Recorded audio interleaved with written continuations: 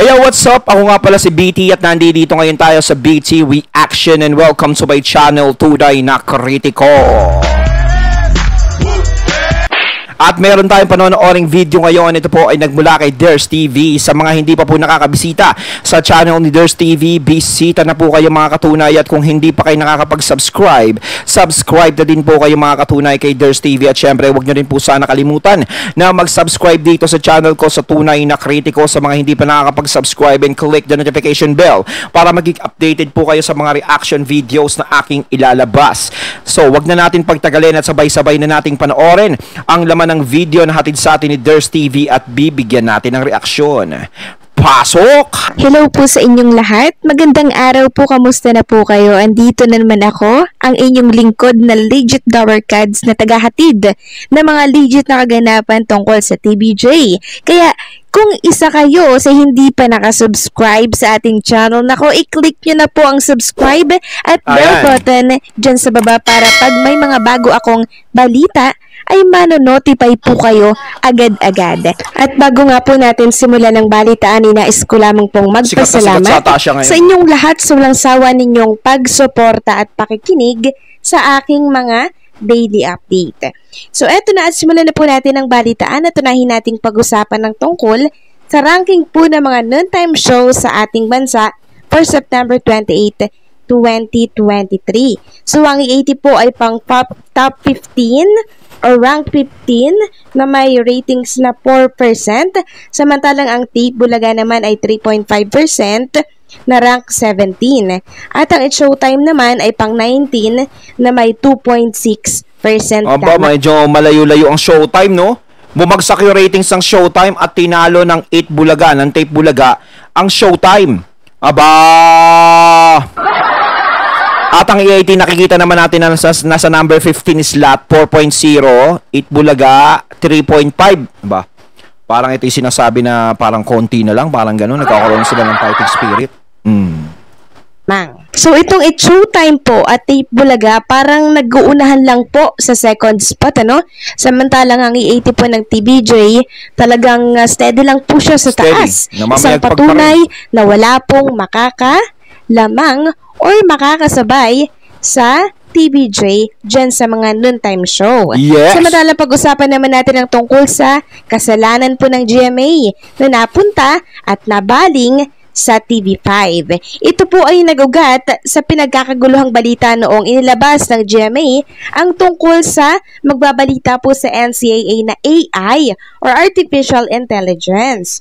Ang gagamitin nilang tagabalita maging sa mga sports news nila ay AI daw ang gagamitin nila na siyang binatikos ng marami, lalo na po ng mga universidad at mga estudyanteng nag-aaral po sa kursong mass communication.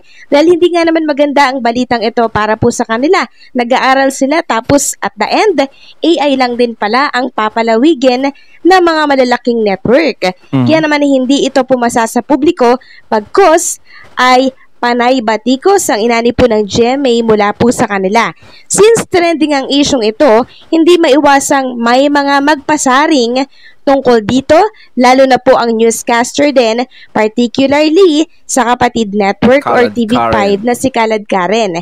Nagsimula ito nang mag-joke siya habang nagbabalita siya na hindi daw siya AI, si Kalad Karen daw siya, na siyang binatikos naman ngayon ng mga panatiko po ng GMA.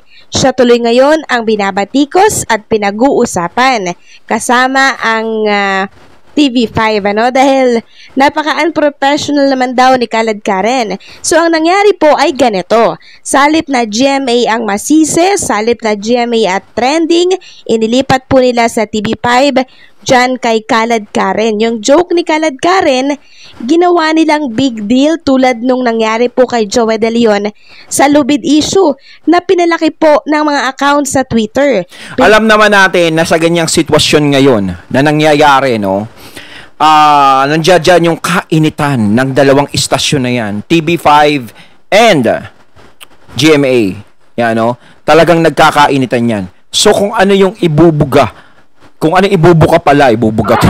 Kung ano yung ibubuka ng bawat isa dyan sa istasyon na yan, is magkakaroon talaga ng issue. Pero kalimitan talaga na nakatingin ng mga mata is yung doon sa kabila. No, hinihintay nila yung pagkakamaling gawin nung mga nasa TV5, lalo na ng EAT. So ito, nakikita na nila ngayon na meron na naman silang nakitang butas at ayan ang ginagawa na naman ngayon nila na sandata para matibag ang mga kung sino man ang laman ng channel na yan. Parang ano yan yung rivalry, no? Rivalry ng ABS noon at ng GMA. Ganun yan eh. Naulit naman ngayon sa TV5 at sa GMA. No, kasi wala na yung ABS-CBN. Na nakipag-tandem na sa ano yan eh, sa GMA yan. Kaya ito ngayon yung rivalry naman TV5 versus GMA naman. Kaya talagang ang TV5 nakikilala ngayon, tumutunog. Kumbaga pabor sa kanila yung ganyang nangyayari. No? Nakikilala ngayon sila. Napapag-usapan, maraming nagkaka-interest sa channel nila kasi nga diyan lumipat yung pinaka-controversial na trio, no? At kilalang kilala at alam naman natin na pioneer, no, sa larangan ng industriya yan, lalo na sa komedya at sa noontime show, no? Pinag-viral, pinag-trending hanggang sa mailathala at maibalita na din, no, sa iba't ibang mga pahayagan. So dyan sa Twitter talaga nagmumula ang mga issue. Kaya salip na sa GMA isisi, sa TV5 po nasisisi ang lahat.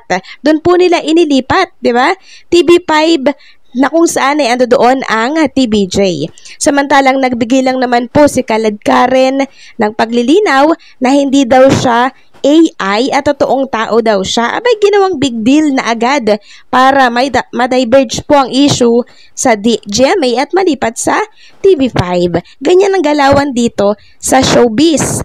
Ayon nga dito sa isang post ng page, kaliwat kanan ang naging patikos kay Khaled Karen to the point na pati yung personal na buhay nito ay pinanghihimasukan na. Ayon nga po dito sa page ng publiko, Khaled Karen ay amot ng tawaging inukray daw ng netizen. Inula ng insulto ang TV personality na si Khaled Karen makaraan niyang mag-alburuto nang tawagin siya na ng isang Facebook page na ex dating Twitter. Sinare ni Khaled Karen, anchor ng Frontline Pilipinas, ang post ng Facebook page na Kapuso thinks na may mukha niya at may caption na he thought he did something. Dahil kinokonsidera ni Khaled Karen na isa siyang babae, nagpusoy siya sa galit at kinomentahan ang post ng "You think you can put me down by misgendering me? Girl, I have fought and won battles worse than this. Mahiya ka." Sa Kapuso Things PH po ito, no? Marami ang nakisimpatya kay Khaled Karen mula sa LGBTQ plus community, pero mas marami ang nagsabing walang mali na tawagin siyang he. So, ilan po dito ang komento ng mga bumatiko sa kanya. Sabi dito, "Wag kami, hindi kasi Karen Davila, gawa ka sa China, pariguradong peke daw." Sabi pa dito, "Lalaki ka po sa ilalim ng batas, wala pong misgendering, walang putting down, yun po talaga ang kasarian nyo. Walang masama doon kasi sa Pilipinas, di ka naman legally naging babae dahil lang mukha kang babae or nagpabago ka ng kasarian." So, ilan lamang po yan sa natanggap na batikos nitong si Khaled Karen dahil nagbigay po siya ng joke sa tungkol po dyan po sa AI na siyang mula po dyan sa GMA Network. Ganyan lang no? Nagkakaroon na ng issue agad-agad. Simpleng salita lang ni Khaled Karen, no? Ayan, no? Anong masama sa sinabi po ni Khaled Karen? Wilang ito ng mga panatiko ng GMA para po malipat ang issue sa TV5. TV5 na siyang ando doon po ang TBJ, di ba? Samantalang pag-usapan naman natin ang tungkol sa usapin or pinag-uusapan sa Twitter na may isang EAT host ang matatanggal at siyang papalitan daw nitong si Atasha Mula. Kaya po pumasok itong si Atasha dyan sa EAT. So, sabi dito ng isang taga-Twitter, yung mga kumakalat na vlogs kaya kinuha ng EAT si Atasha dahil papalitan si Maine dahil jaundice. Sana lang totoong jaundice, kahit mabuntis yan, hindi yan naalis. Maaring madalas mag-absent pero hindi yan aalis. Sabi pa ng isa dito, paano aalis? Part siya ng TBJ Production. Isa siya sa mga nag-sign sa TV5, co-prod siya ng EAT. Siguro sa akin lang naman, tingin ko hindi yan matatanggal si Maine dyan. Napakalabo. Yung mga nag-iisip naman na matatanggal. no? Talagang si Maine talaga matagal na dyan. At saka dyan siya nag-shine. Ngayon, kung siguro, tama yung sinabi nga ni Ders TV, na maaari. Siyempre, may asawa na siya ngayon. So, nandiyan pag nagka-baby siya, o buntis siya, o dumating yung panahon na yon, di ba? Siyempre, nandiyan yung, siyempre, pahinga, no? Pero hanggat kaya niya pa naman, pwede pa naman siyang pumasok. Depende sa kondisyon ni Maine yun. Kung kaya, syempre, pero kung papayagan siya ni Arjo, no, syempre bilang asawa, poprotektahan mo yung anak mo, lalo na kung dinadala ni Maine yun, no? Pwedeng magpahinga si Maine, ganto ganyan. Pero pag yan nakapanganak na, ganto ganyan, tapos okay na yung bata, sigurado magbabalik uli si Maine dyan sa E80, no? Hindi yan tatanggalin. Hindi naman sila katulad nung iba na tanggal lang ng tanggal. So may mga bali-balita pala na mawawala daw si Maine Mendoza sa E80 sa TV5 kaya pumasok si Atasha. Yan daw yung kumakalat sa mga vlogs ngayon sa YouTube. So wala pong katotohanan yan. Isa pa si Maine Mendoza po ay nag-sign up po dyan sa TV5 at co-prod siya ng TBJ Production. Part po siya ng TBJ Production. Kung mawawala man siya, babalik din po siya. Sinabi niya nga sa isang interview na hindi niya kayang iwanan ang TBJ lalo na sa ganitong pagkakataon na may pinagdadaanan po ang TBJ. Kaya mawala man siya, babalik pa din siya sa TBJ dahil malaki po ang utang na loob ni Maine Mendoza dito. Sure, so mga vlogs lang po ang kumakalat.